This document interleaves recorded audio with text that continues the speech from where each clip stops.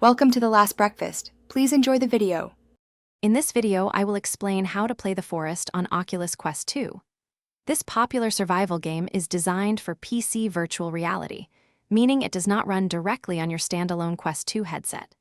To enjoy the Forest, you will need a powerful, VR-ready computer.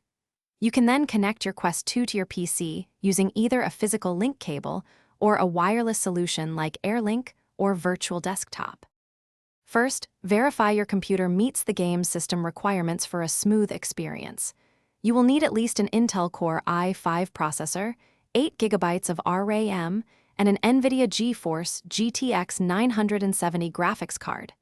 Next, install the Oculus PC application and Steam VR on your computer. Finally, establish a connection between your Quest 2 and your PC using either the Oculus Link cable or the wireless AirLink feature. Once your Quest 2 is successfully connected to your PC, launch Steam VR.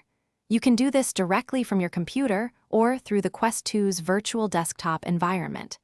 Navigate to your Steam library and start the Forest. When the game prompts you, make sure to select the option to play in virtual reality mode.